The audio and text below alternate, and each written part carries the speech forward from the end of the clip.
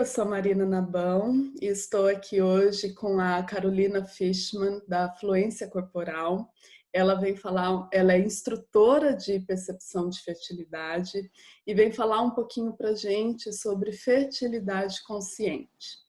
A Carolina, ela é criadora do projeto Fluência Corporal, que vocês vão poder seguir no Instagram. Todos os dados vão estar aqui abaixo na página desse vídeo.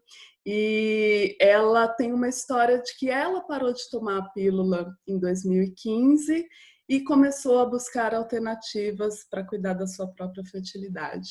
Ela tem formação em antropologia e fez o curso de saúde reprodutiva holística na Justice College, que é no Canadá, né? Isso. No Canadá. E hoje ela estuda nutrição. Carolina, muito bem-vinda. Estou muito feliz de ter essa conversa aqui com você dentro do AMICE. E queria que você começasse falando um pouquinho da sua trajetória, como foi que você acabou se tornando uma instrutora de percepção de fertilidade. Primeiro eu queria te agradecer muito pelo convite. Estou muito feliz de estar aqui, de participar desse projeto que eu achei muito, muito bonito, muito legal. Então, minha história é isso, né? Eu comecei a tomar pílula com 17 anos, quando eu me mudei de cidade, fui estudar numa faculdade, iniciei minha vida sexual. Sempre tive muita cólica. E aí minha ginecologista falou, por que você não toma pílula? Achei maravilhoso, né? Era coisa sensata, responsável a ser feita naquele momento, pelo menos eu achava. E foi assim por 5 anos, até que eu comecei, a questionar, né? Por que eu, que era uma pessoa saudável, estava, tomando um remédio todos os dias, e quando me perguntavam, né, sei lá, ia num médico, tipo, você toma algum remédio, alguma coisa, tipo, não tomo nada, só a pílula. E calma, a pílula é um hormônio, né, um hormônio sintético, então ela atua em todas as partes do nosso corpo, né, nosso útero, nosso ovário não tá isolado. E comecei a me questionar isso, até que eu decidi realmente parar de tomar pílula, ver como era a vida sem pílula. E foi complicado, assim, no primeiro momento. Meu ciclo ficou muito longo, meu primeiro ciclo. Fiz um monte de testes de gravidez, não queria engravidar. E aí eu pensei comigo mesma, nossa, ou eu descubro o que está acontecendo com o meu corpo, ou isso daqui não vai dar certo, assim, eu não vou conseguir ficar sem pílula com, sei lá, ciclos de mais de 50 dias, sabe?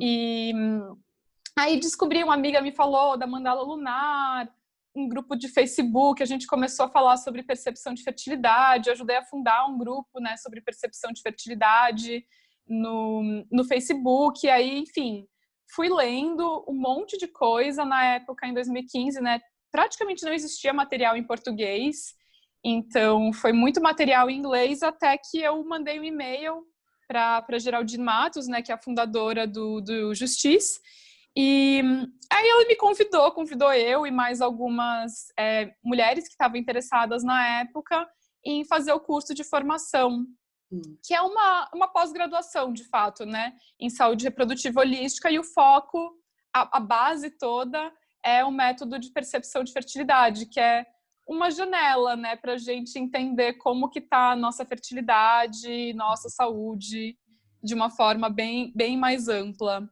E a princípio eu não achei que eu fosse trabalhar com isso, porque minha mãe é médica e eu nunca quis trabalhar na área da saúde.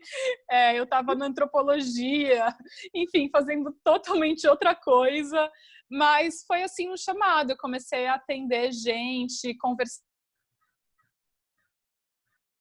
com pessoas que menstruam, né, e da importância da gente conhecer nosso corpo, nossa fertilidade, e aí o caminho estava dado, né? Não teve opção.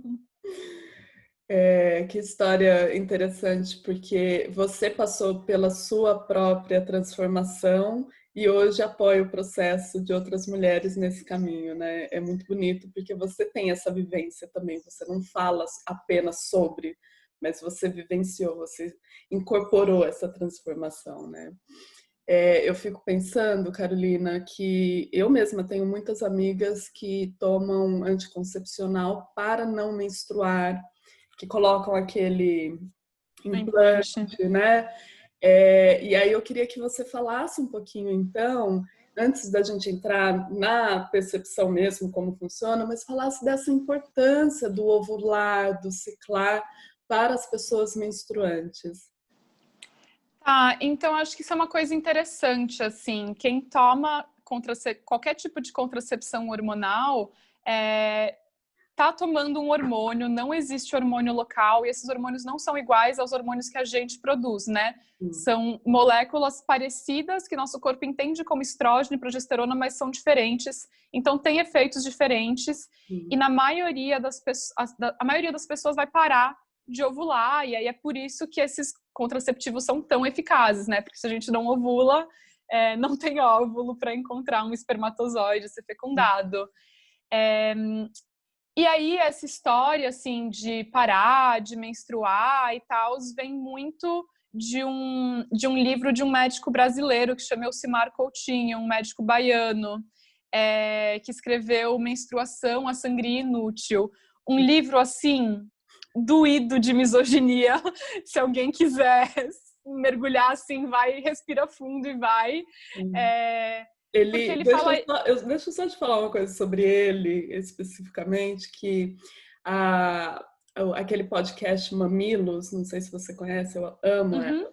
Elas fizeram uma série sobre menstruação recentemente, e como sempre elas trazem vários pontos de vista. E elas entrevistaram ele. E, gente, a fala dele, eu lembro que eu estava dirigindo, ouvindo, e ele falando, eu falei, gente, que homem louco! Como que ele acha que ele sabe sobre os nossos corpos, os nossos ciclos. Eu fiquei muito, muito enfurecida com o tanto que ele se apropria de algo que ele nem vivencia. Enfim, desculpa.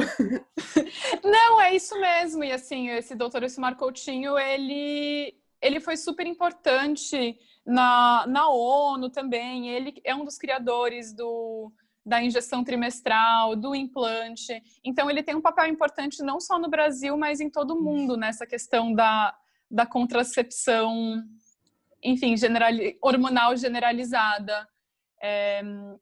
E aí ele vai dizer isso, né, que as mulheres, tradicionalmente, né, em sociedades tradicionais, elas tinham, sei lá, poucas menstruações na vida, porque elas estavam sempre ou grávidas ou amamentando, então que não é natural a gente menstruar e que, portanto, e que isso gera doenças como anemia, enfim, inventa um monte de coisa, e que o mais saudável seria as mulheres não menstruarem. E aí, isso tem muito a ver, ele escreveu esse livro nos anos 90, né, final dos anos 90, se não me engano, e isso tem a ver num momento em que começam a ser vendidos esses contraceptivos hormonais para uso contínuo, para parar a menstruação. Porque no começo, o sangramento, né, de privação, que a gente chama de menstruação, mas que não de quem tem a pausa da pílula, desses anticonceptivos, foi colocado só para as mulheres tomarem esse anticoncepcional e não acharem que estavam grávidas, porque se elas não menstruassem, porque de fato, tomando contraceptivo hormonal não tem muita função mesmo, o sangramento, a não ser essa função psicológica. Então, acho que é interessante, assim, a gente pensar um pouco na história, em como todas essas questões, né, de controle do nosso corpo e de simbolismos aí que atravessam a menstruação estão envolvidos. Mas, enfim, eu tô fazendo uma grande digressão para voltar aqui na sua... Porque eu sou antropóloga, né? Eu gosto muito de história, então eu não consigo responder uma coisa sem pensar no social. Até porque não está isolado, né? Esse movimento do parar de menstruar, ele está inserido num contexto também de aumento da produtividade feminina. Então, um dos argumentos que ele utiliza na fala dele nesse podcast que eu ouvi é a coisa da mulher se tornar mais produtiva e mais competitiva no mercado de trabalho com o homem. Então, a mulher que deixa de menstruar, ela fica numa linearidade que não nos é natural, né? Nós somos cíclicas. Mas aí a gente se torna mais competitiva. E não dá para a gente ignorar que isso é um dos pilares que está sustentando essas decisões de tantas mulheres, né? Sim, com certeza. Isso nem necessariamente é verdade também, né? Porque os contraceptivos hormonais, eles estão diretamente associados à depressão e, inclusive, à tentativa de suicídio. Então, assim, você realmente não vai ter as variações cíclicas, né? De estar mais produtivo em determinada fase do ciclo, menos produtivo em outra. Isso é normal, é natural para quem tem ciclos. Mas não necessariamente significa que você vai, quando você toma contracepção hormonal, você vai ficar lá naquele seu ápice, né? Uhum. Provavelmente não, assim, é um relato muito comum de menstruantes que eu converso, falar que quando elas param de tomar o anticoncepcional, parece que a vida delas ganha cor. Então, não necessariamente elas estavam no estado depressivo, de assim, de estar tomando remédio, também acontece, mas para muita gente é um negócio mais sutil, mas é só a vida, enfim, fica meio sem graça, fica meio tudo igual, sabe? Não tem vida, de fato, naquilo. Então, isso é uma experiência muito comum do anticoncepcional. E aí, acho que entra também na pergunta que você tinha feito originalmente, né? Sobre a importância de ovular. Então, o estrógeno e a progesterona, que são os hormônios que a gente produz, né, durante o nosso ciclo, eles estão envolvidos não só na nossa capacidade de gerar bebês, mas também estão envolvidos na regulação do nosso humor, na nossa digestão, na nossa saúde cardiovascular, na saúde dos nossos ossos. Também permite que a gente tenha mais libido e consiga ganhar mais massa magra, perder peso. Enfim, são funções que a gente pode ver em realmente todo o nosso corpo, porque praticamente todas as células do nosso corpo têm receptores para estrógeno e progesterona. Então, ovular é muito importante. A questão aqui não é menstruar ou não, a questão deveria ser ovular. E ovular não significa criar bebês, ovular significa, enfim, que ter um potencial criador de vida, de projetos, do que quer que seja. Maravilhoso, eu falo isso sempre, sempre, sempre, se você já viu minhas lives, sobre esse potencial que a mulher tem de gerar uma vida, porque é um potencial, né? E aí a gente tem as nossas escolhas, os nossos caminhos, mas que se a gente tem esse potencial de algo tão divino, tão milagroso, que é gerar uma outra vida, o que é que a gente não pode gerar com essa mesma energia, que é a energia dos nossos ovários, é a energia do nosso útero, que eu gosto de chamar de útera, né? Então, sim, cortar essa energia, né? Suprimir essa energia, é suprimir também um pouco da nossa potência, no meu entendimento, né? Não, com certeza, essa potência, assim, produtiva, né, de criação e também a potência daquela fase, né, mais menstrual, quando a gente está mais introspectiva e trabalhando mais a intuição, também é uma potência que a gente pode aprender a desenvolver. Sim, linda. Caroline, conta pra gente um pouquinho, então, o que é esse método de percepção de fertilidade? Do que você está falando quando você fala de percepção de fertilidade? Tá, então o método de percepção de fertilidade é uma forma sistematizada da gente observar, anotar e interpretar alguns sinais de fertilidade. Então, a gente estava falando um pouco aqui do ciclo, das variações, então, né, de como esses hormônios influenciam várias partes do nosso corpo. Então, quando você começa a ficar atenta a isso, você pode notar várias coisas mudando, né? O humor, a libido, sei lá, desejo de determinadas comidas, roupas, inchaço, enfim, 1 milhão de coisas. Mas tem alguns sinais que foram muito estudados para determinar com precisão quando é o nosso período fértil. Então, esses sinais são o nosso muco cervical, que é o muco que a gente produz ali no colo do útero quando a gente está fértil.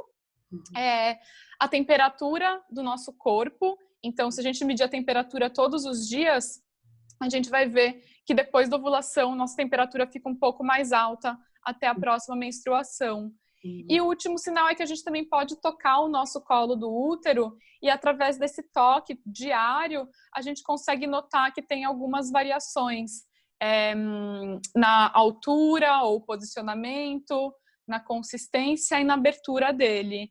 Então, se a gente aprende, né, a observar, e aí tem regras de como fazer essa observação, de como anotar essas coisas num gráfico específico, a gente tem um método que tem uma eficácia de até 99,6%, uma eficácia contraceptiva de até 99,6%, que é basicamente igual à da pílula, que é 99,7%. Então, assim, é muito importante saber muito bem o que você está fazendo.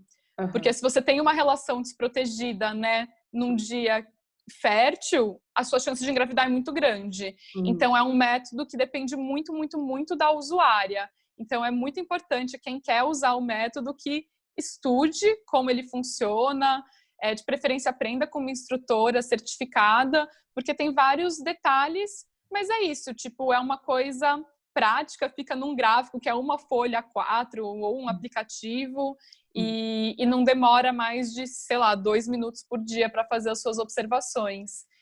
E aí, enfim, pode ser usado, né, eu estava falando aqui muito do lado contraceptivo, mas também dá para inverter, né? Então, se a pessoa quer engravidar.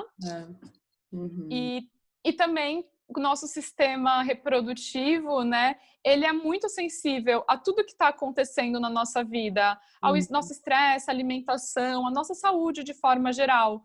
Porque pensa, a gente não vai engravidar, tipo, a função mais supérflua do nosso corpo é nosso potencial reprodutivo, né? Você não vai engravidar se você está correndo de um leão, sei lá.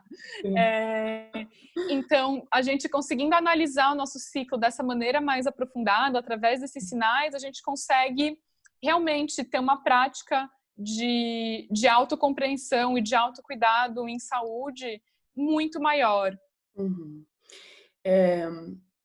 Ouvindo você falar, o que veio à minha mente, que eu queria ouvir você comentar um pouquinho, como que fica esse lugar da autorresponsabilidade das mulheres que optam por esse método? Porque uma coisa é você ir lá tomar uma injeção de anticoncepcional, que eu tomava quando eu era mais nova, hoje eu não tomo, mas ia uma vez por mês e tô tranquila. Né? Esse método ele está fazendo um convite para que as mulheres tomem, se responsabilizem pela sua contracepção, pela sua fertilidade, né? Se é para engravidar ou se é para prevenir gravidez. Como que é a sua experiência com as suas alunas, as suas clientes, nesse aspecto de autorresponsabilização? Eu acho que esse é o ponto central, assim, e que é o que eu acho que é mais bonito no método também.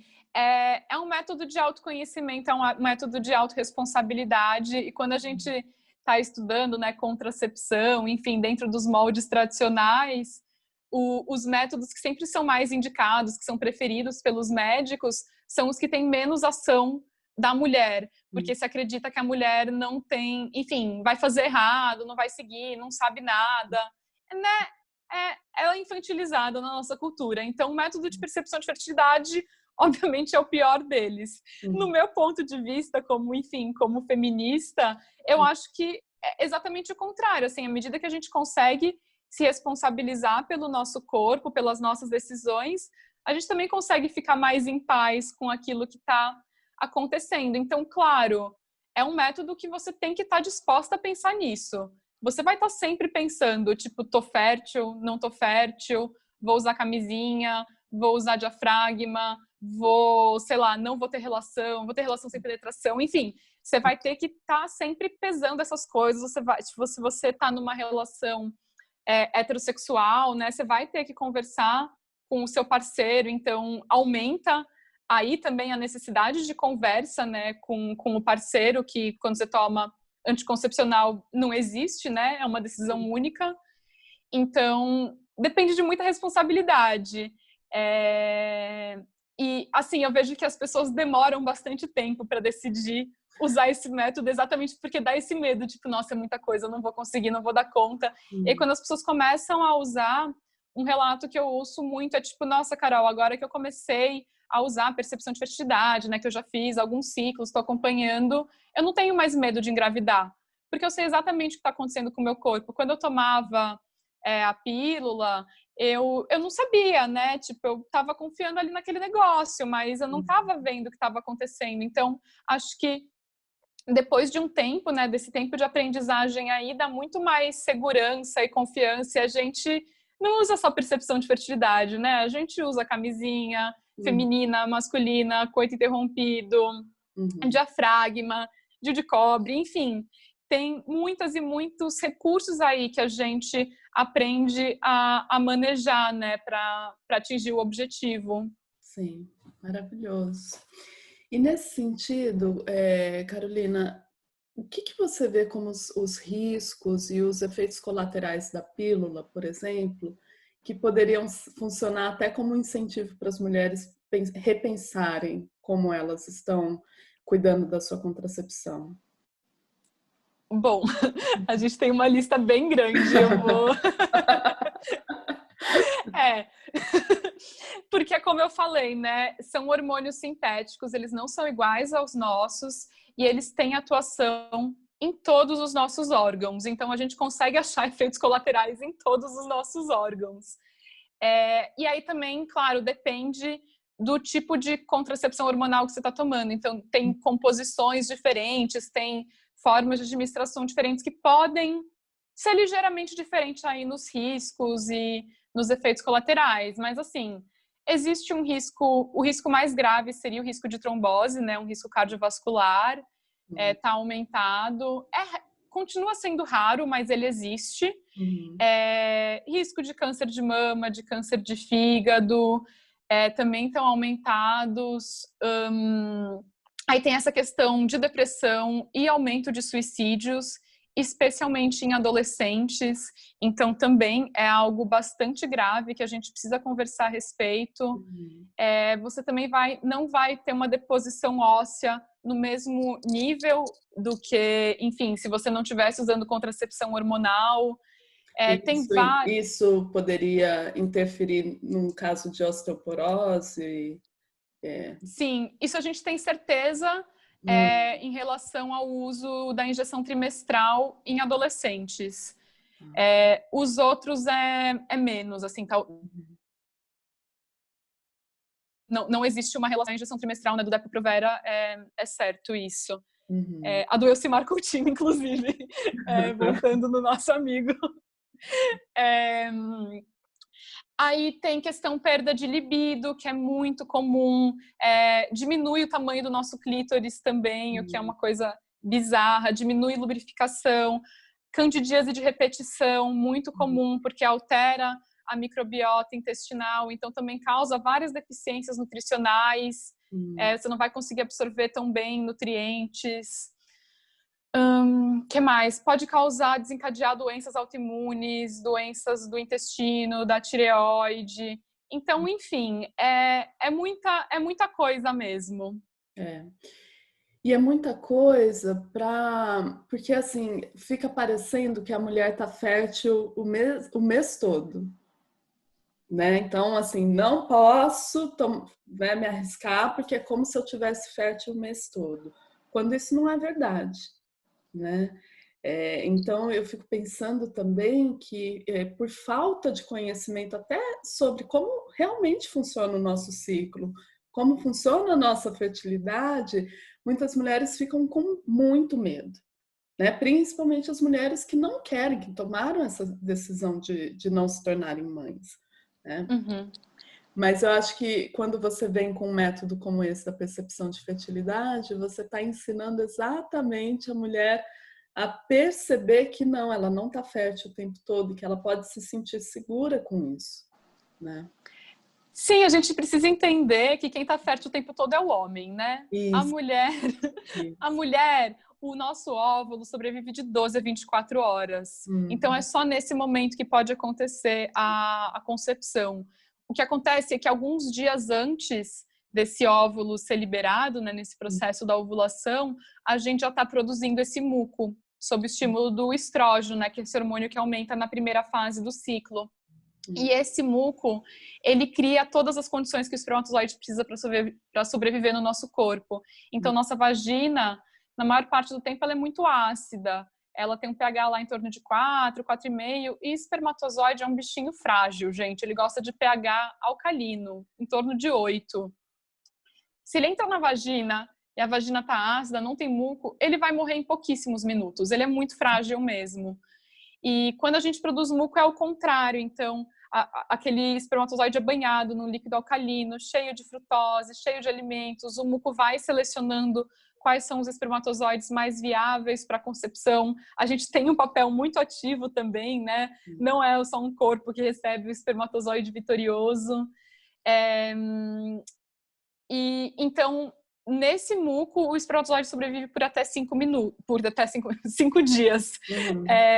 Então, assim, a gente tem aí uma janela fértil que a gente precisa saber reconhecer com muita precisão, né? Uhum. Mas é possível reconhecer isso com bastante precisão. Sim, sim. E como que fica essa questão da percepção de fertilidade para mulheres lésbicas, bissexuais, homens trans, pessoas não binárias, né, mas que menstruam? Como que é isso? Tá, então, bom, para algumas pessoas vão ter interesse em engravidar, né? Um casal lésbico pode ter interesse em engravidar. Então, praticar percepção de fertilidade pode ser uma forma de você saber qual que é o seu dia fértil e aí talvez fazer uma inseminação mais precisa, sem depender de uma clínica, de alguma coisa. Então, isso já é um ponto bastante interessante nesse termo enfim, de fertilidade. Mas como percepção de fertilidade tem a ver muito mais com autoconhecimento e com aprender a respeitar o seu corpo, os seus ciclos e a tirar o melhor proveito disso, né? Eu acho que para essas pessoas é muito mais valioso, enfim, aprender a se conhecer. E aí, sei lá, se é uma mulher que sofre com TPM, com cólica, com síndrome do ovário policístico, com endometriose, isso independe enfim, do seu gênero, identidade de gênero, orientação sexual, né? E todas essas condições, a pílula também não está tratando, né? Nenhum contraceptivo hormonal trata essas coisas. E o que realmente trata é você se conhecer e aí você... Enfim, aí depende do que a gente está falando, né? Mas levar um estilo de vida mais conectado com o seu corpo, e percepção de fertilidade pode ser uma forma de fazer isso.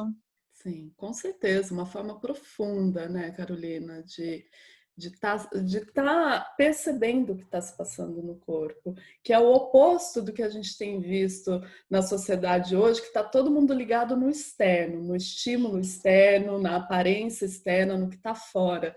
E pouquíssimas pessoas ligadas no que está dentro, né? Eu faço trabalho com sexualidade sob uma perspectiva de prazer e muito da falta de percepção de prazer das mulheres é porque elas não estão percebendo o corpo.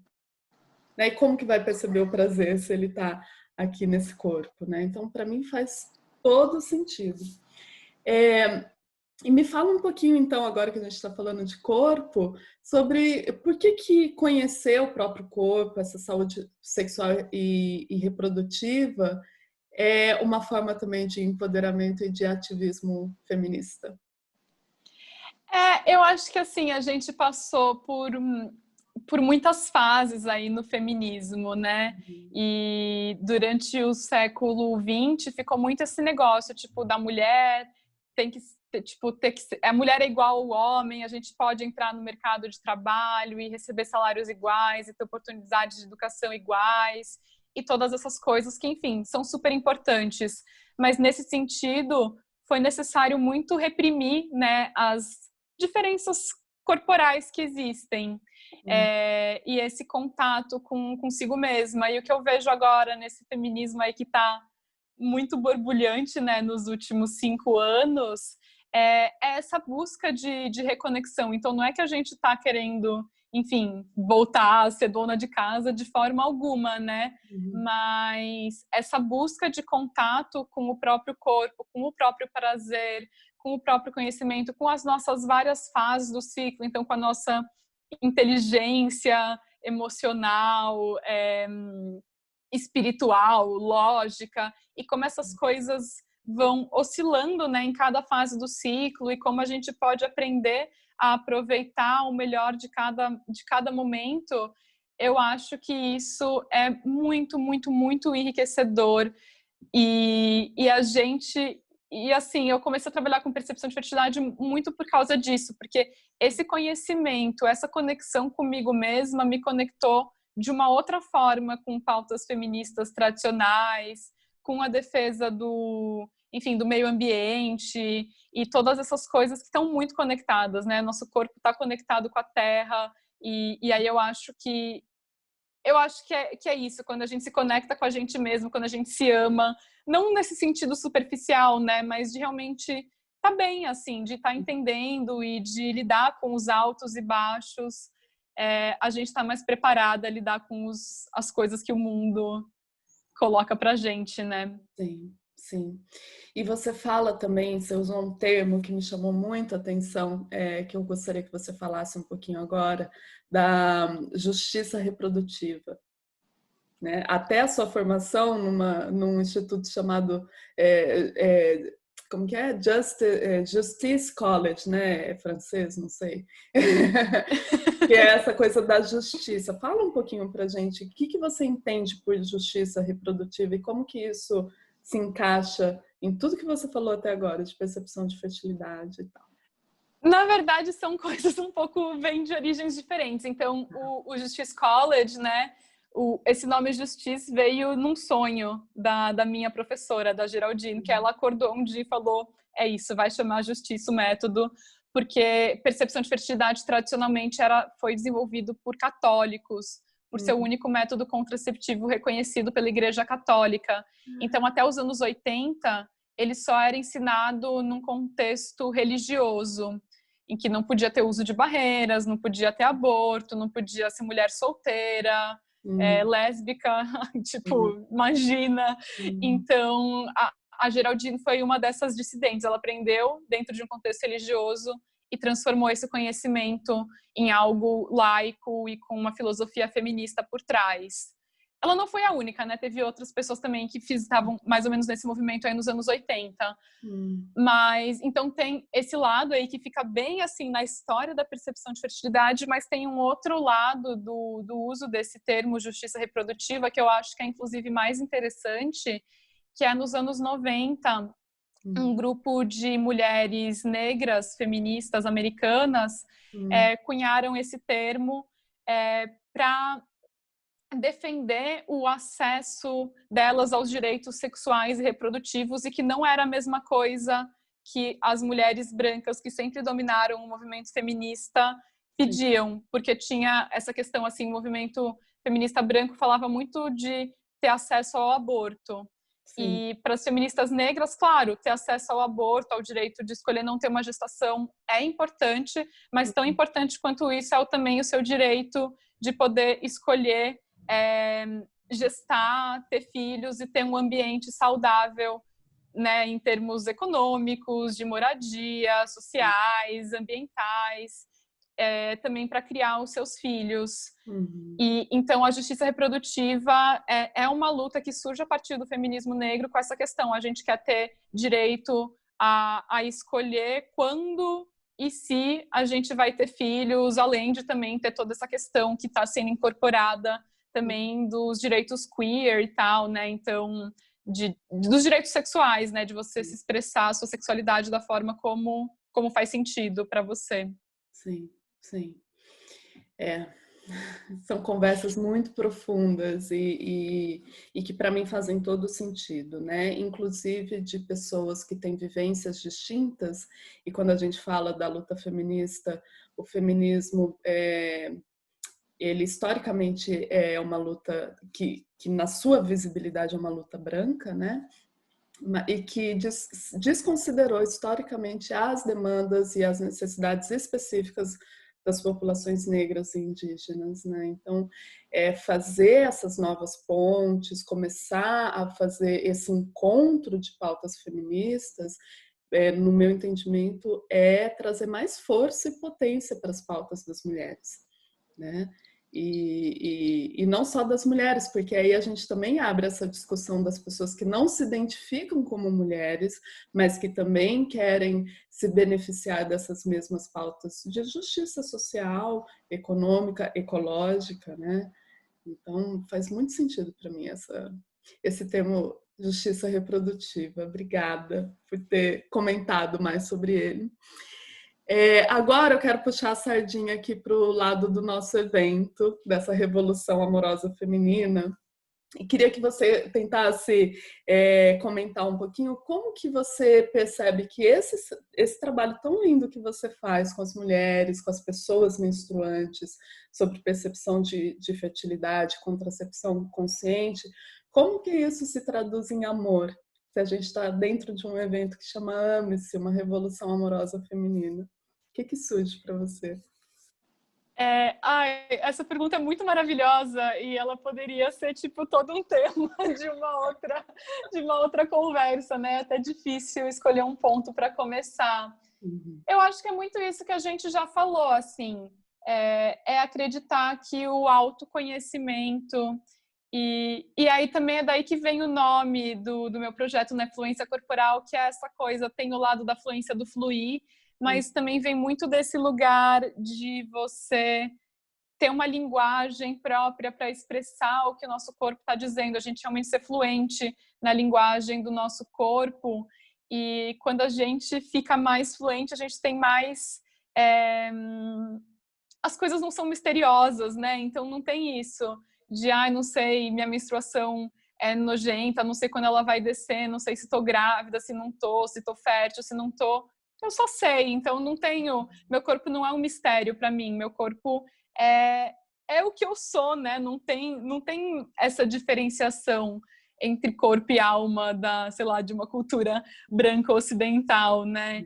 Então, eu acho que é isso, assim, o que eu vejo muito é esse lugar, assim, de muito autoconhecimento e empoderamento a partir de si e de abertura aí para o outro. E percepção de fertilidade é um negócio que mexe muito com as pessoas internamente, porque a gente olhar todos os dias para nossa fertilidade, para algo que foi suprimido por séculos e séculos e séculos, desperta medos, coisas ancestrais, coisas que não são nossas, enfim, desperta um monte de coisa.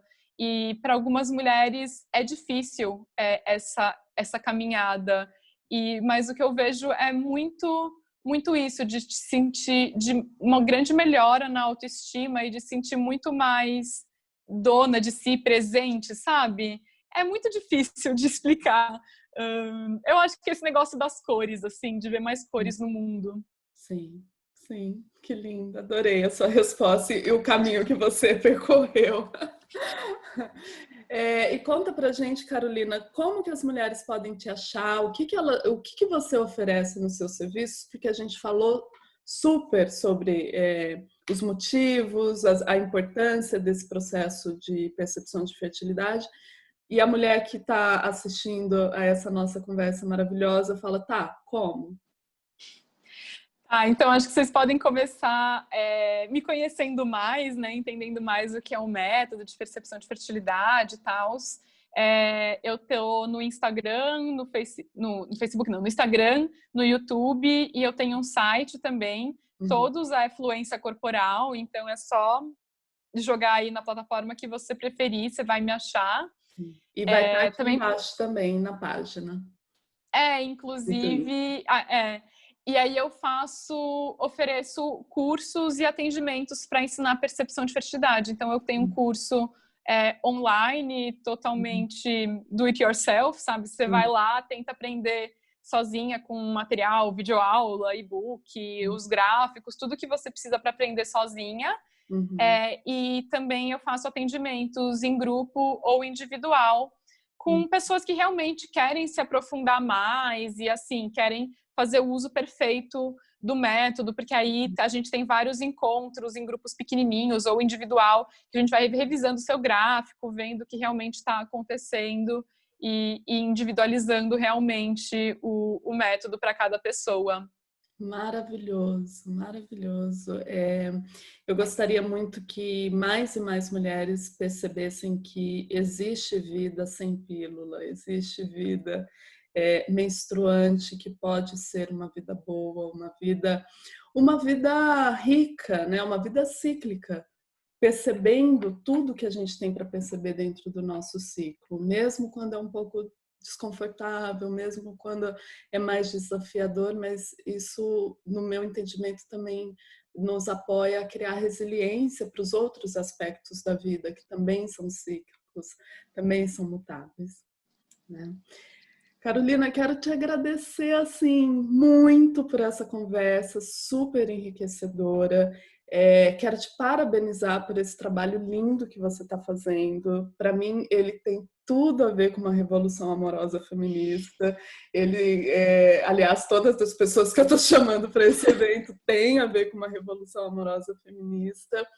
E quero dizer também que a Carolina, para as pessoas que se inscreveram no acesso pago aqui do AMECE, a Carolina está dando como bonificação um voucher de 35% de desconto no curso online, nos grupos e nos atendimentos individuais.